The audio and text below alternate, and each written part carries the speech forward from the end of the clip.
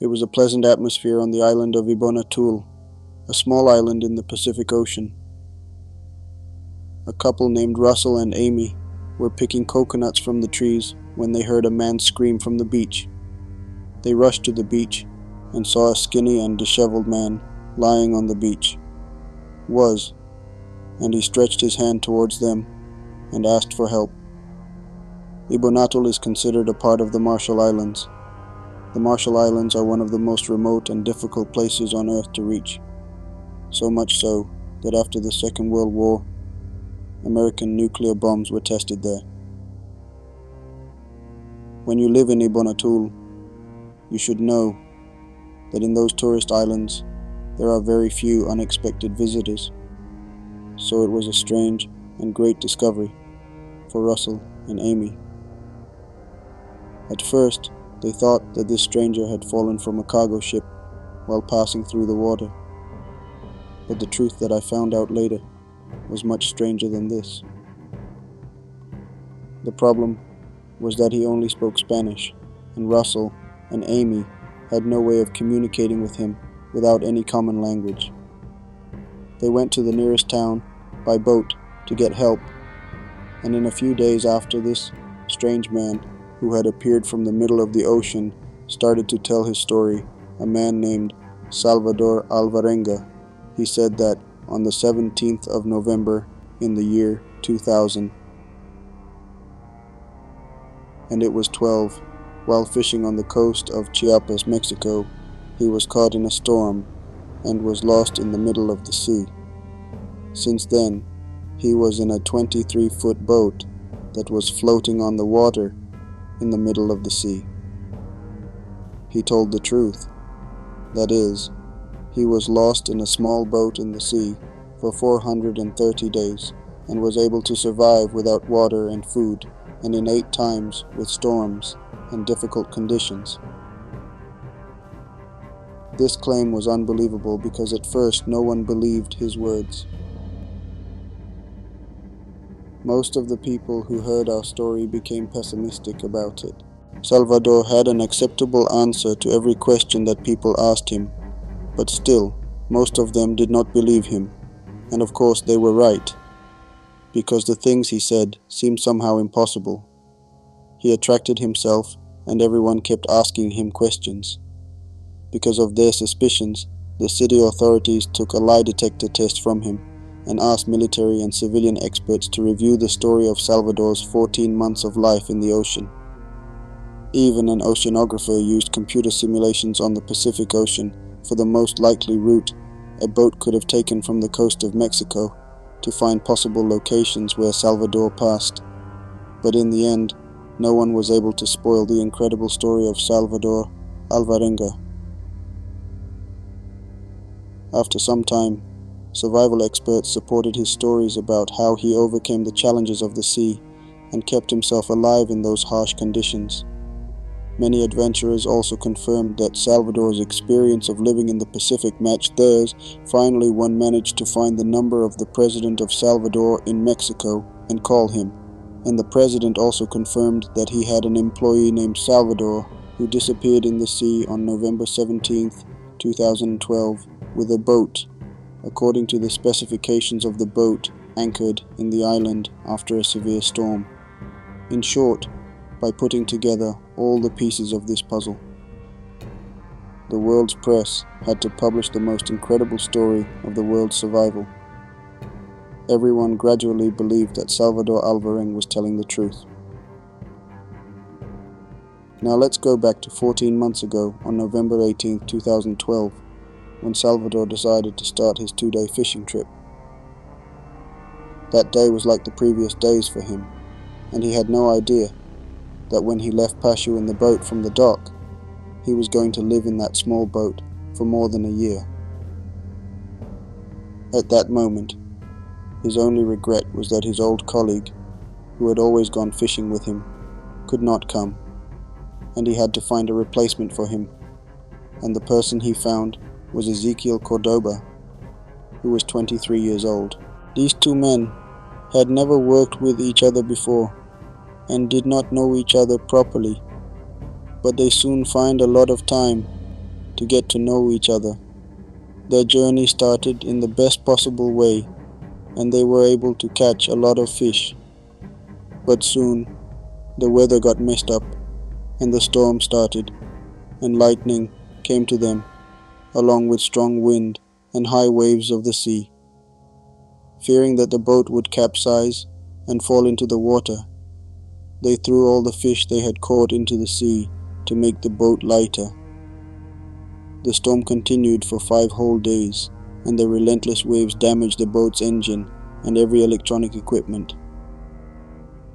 The most important of these tools were the GPS device and the two-way radio, which failed.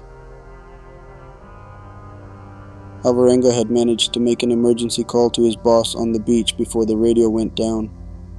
But without GPS, they couldn't track the boat's location, and actually the call didn't help them at all. After that, a big search and rescue operation was started to find them, but they could not find a small 23-foot boat without a sail and no lights in the middle of all the waves and turbulence of the sea in those adverse weather conditions. They seemed to have disappeared among those soaring waves. Finally, after 2 days of searching, the rescue operation was stopped, and everyone came to the conclusion that the 2 people drowned in the ocean. Alvarenga and Cordoba had weathered the storm. They were very tired after 5 grueling days trying to survive, and their whole body smelled of rotten fish.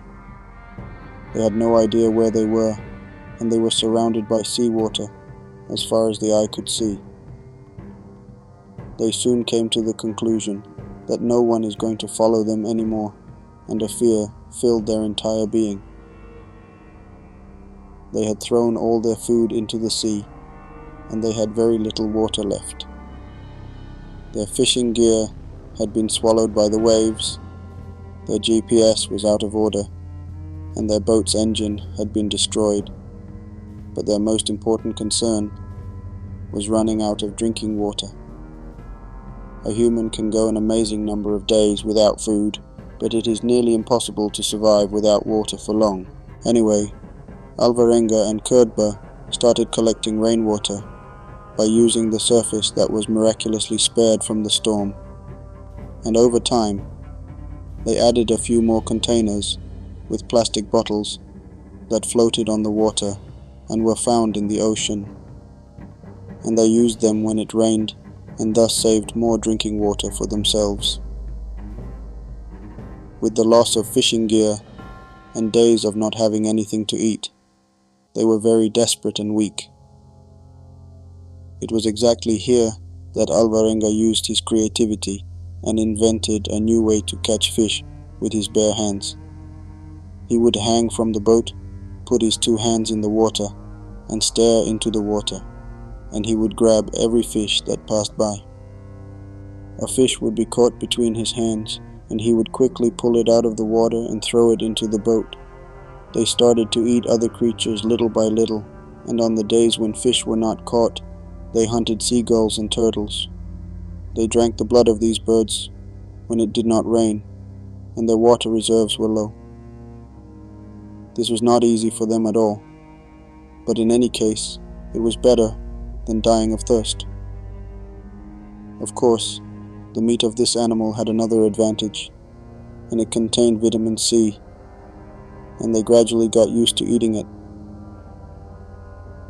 After a while, they decided to spread the meat of the birds and fish they had caught on the metal body of the boat during the day when the sun rises, so that they could cook the meat after a few hours. But this did not work for them, and in the end, they were forced to continue eating raw food, and this caused a very big disaster. Cordoba got a bad heartache one day while eating a seagull and fell ill. Of course, the cause was soon revealed. They found half-eaten remains of a poisonous sea snake inside the bird's stomach. Cordoba survived this incident, but it was never the same again. He couldn't eat raw meat anymore and vomited whatever he ate. This caused him to stop eating, and his body became weaker day by day. And finally, unfortunately, he died 4 months after the start of this journey. Alvarenga was furious after this incident. These two men became very good friends during this trip. He had to bear the burden of this journey alone from now on. With the death of Kurba Alvarenga, he not only lost his close friend, but also lost his connection with humanity. In the last 4 months, they were fighting each other with death and trying to survive. They fought against various elements, such as storms and huge waves of hunger and dehydration. But in the end, with the death of Ezequiel Cordoba Alvarenga, he found himself facing a much more deadly enemy, the complete isolation of being alone in that desperate situation. It was so terrifying to him that at first Alvarenga could not simply face him. He kept the corpse in the boat and talked to his young friend as if he was still alive. He talked to the dead body for 6 whole days until he suddenly came to his senses and realized that he was slowly losing his mind. Before this happened, the two of them had agreed with each other that if one of them died, the other one did not have the right to eat the dead body, and instead he should throw the body into the sea. So Alvarenga spoke a few last words to his friend and slowly said goodbye to him and threw his body into the sea. Of course, the oceans are not completely empty. During that time, Alvarenga saw many ships from afar and waved to them, but unfortunately, he and his small boat were lost in the endless waves, and finally no one noticed him. It is impossible to imagine what he went through and what dangers he faced in these 14 months. In the age we live in, people can't spend even 5 minutes without their cell phones for fear of loneliness. But Salvador Alvarenga spent 10 months alone in his small boat without any equipment. However, despite the hardships and dangers and against all odds, he did not lose hope and fought to survive. One morning, he was woken up by a strange sound. It was the sound of a flock of birds, but not the birds he had seen in the middle of the ocean. This time, he heard the sound of different birds. When he opened his eyes, he saw them in the sky, right above his head and in front of his eyes. Spinning, Alvarenga quickly jumped up and looked into the distance.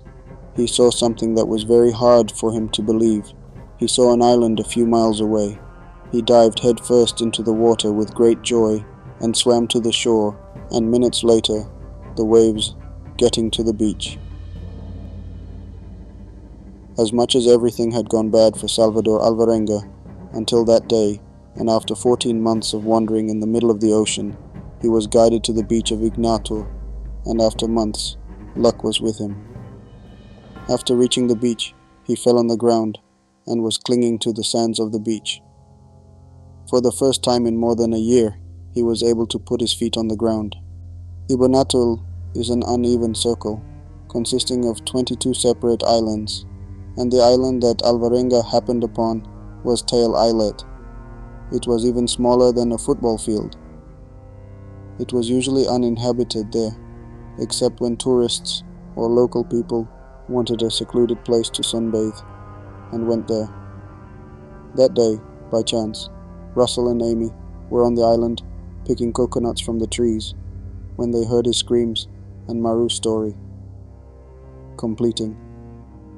Of course, it is ridiculous to call Alvarenga lucky, but you should know that if his route was directed just a few miles to the north or south, he would have passed by those islands at a great distance without knowing their existence, and then he would have had to travel a distance of more than 3,000 miles to reach the Philippines. Probably his next stop was there. Of course, if he survives until then, it is very difficult to summarize a story like the story of Alvarenga, which is one of those things that the human brain cannot understand. Finally, Salvador Alvarenga himself was saved after spending 438 days in the ocean, and his story became one of the most remarkable journeys and survival feats. A story full of pain and suffering, overcoming despair at the height of loneliness and resistance that a human being has been able to endure until today. If you like this video, like it comment, and subscribe to our channel to see more videos. Thank you all.